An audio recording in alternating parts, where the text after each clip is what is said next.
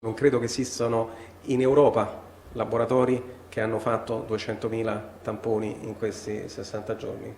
Chiaramente il nostro obiettivo è aumentarli perché riconosciamo e ci siamo sempre fatti promotori della necessità di fare più tamponi, perché fare più tamponi significa impedire che più persone si infettano e, come abbiamo detto, è lo strumento fondamentale per vincere questa epidemia. 203.000 tamponi in poco meno di 3 mesi, dal 23 febbraio a oggi, 5.000 i positivi, continui test alle categorie più esposte, in particolare i dipendenti di ospedali e case di riposo. È l'uomo dei tamponi, il virologo Andrea Crisanti, che su questo strumento continua a puntare. Io sono contento che si fanno più tamponi e ci siamo a suo tempo attrezzati per acquistare macchine e allo stesso tempo non abbiamo problemi di reagenti fatti in casa. In questo momento, grazie anche all'utilizzazione della nuova strumentazione, abbiamo dosi per quasi 2,5 milioni di tamponi, quindi non è i reagenti che ci preoccupano in questo momento, ma abbiamo avuto, come abbiamo detto, problemi con le macchine che abbiamo risolto e sono in arrivo.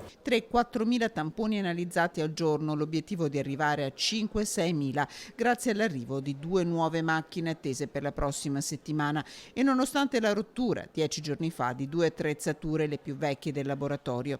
Chi non si è mai rotto sono le persone, confessano i vertici dell'azienda ospedaliera, che ringraziano attraverso 3 donne rappresentanti tutti i dipendenti del laboratorio di microbiologia.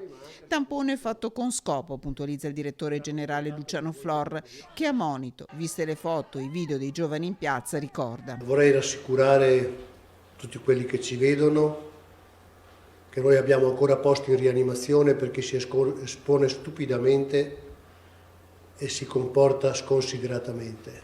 Non è una provocazione, l'attenzione deve essere massima, l'abbiamo sempre detto, non ci scusiamo perché siamo rigorosi.